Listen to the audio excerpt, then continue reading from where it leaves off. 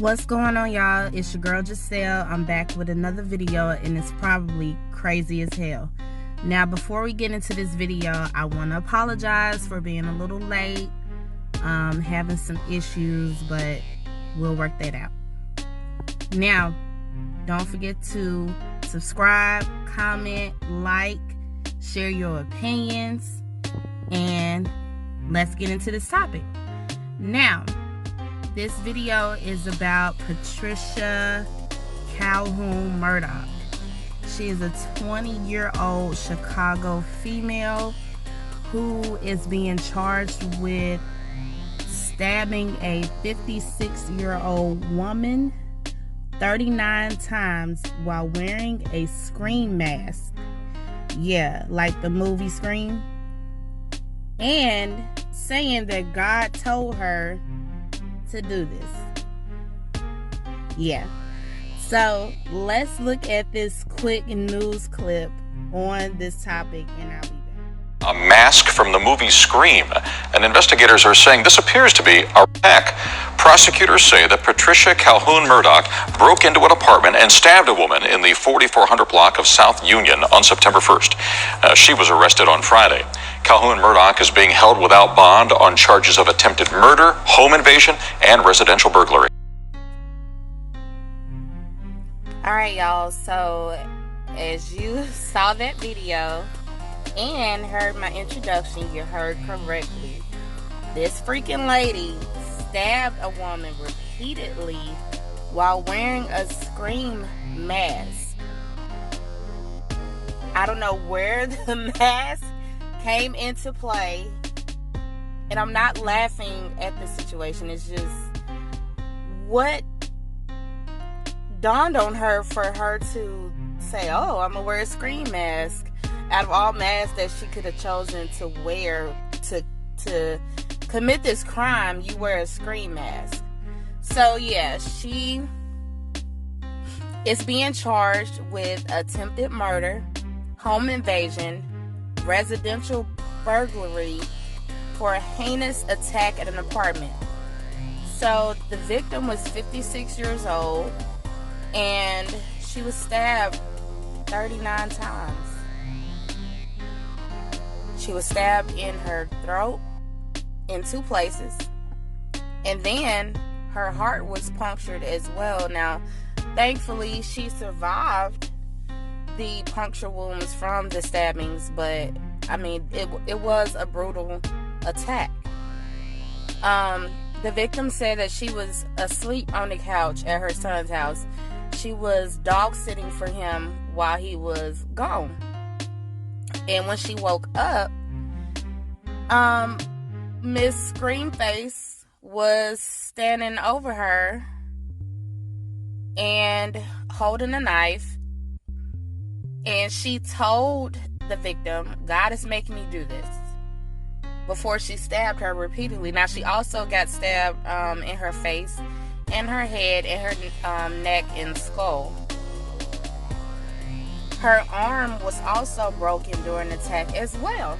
I mean, now, from the looks of this picture, and then just seeing how everything has played out, she seems to have some type of mental illness going on,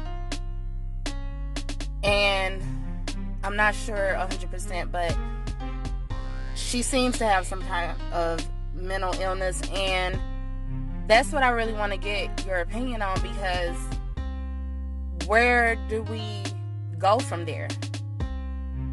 Like, do y'all really feel as though people who commit crimes and have a mental illness should just be written off to a mental institution, or do you think they should serve time?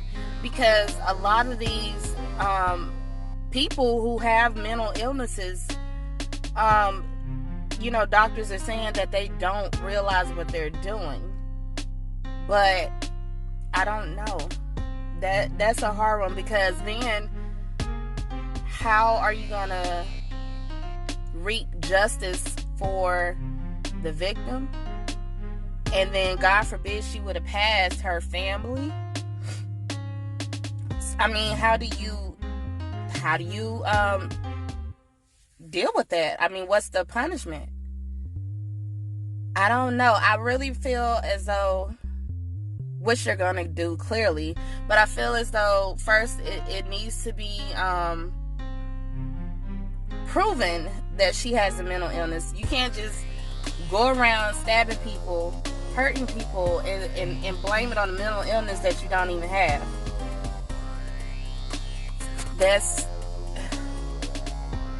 It's tough. It's tough because you want to feel sorry for somebody who has a mental illness, but then at the same time, it's like you want the victim to have justice, and you want to feel like somebody actually cares about the victim, and things are being done to prevent this from happening again.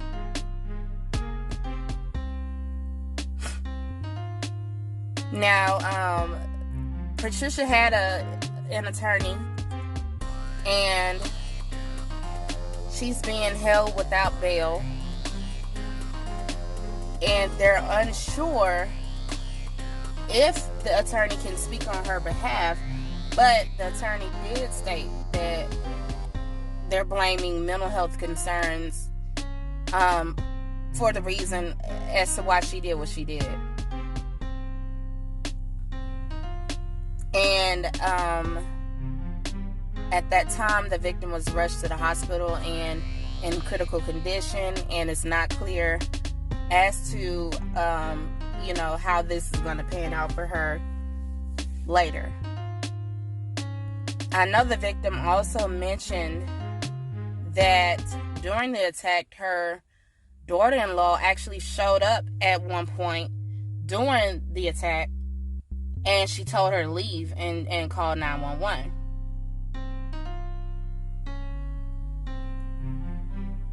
After Patricia stabbed her, she also hit her with a baseball bat before she left.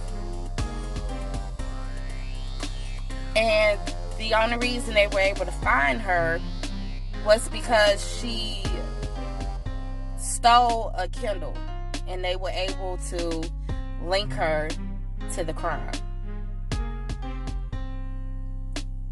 And they also said that after she stabbed the victim, she went home, she took a shower, watched a little TV.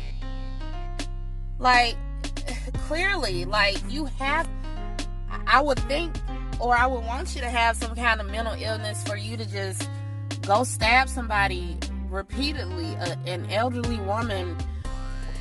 I'm not going to say elderly, a middle-aged woman repeatedly, and then you proceed to hit her with a baseball bat, and then go home, take a shower, and I know her blood got on you, and that didn't even dawn on you at all. It didn't bother you. It didn't make you feel some type of way. You just washed it off and proceeded to watch TV and eat a little dinner. Like, clearly there is something going on in that head of hers, and it ain't right. My prayers are with the victim and her family, and also with Patricia. I know a lot of people will be like, oh, well she did this, and we shouldn't feel sorry for her because she know what she did. But clearly she don't know what she did, because it's no way a sane individual can do that unless you're just a monster, which in itself you still have some type of mental illness going on.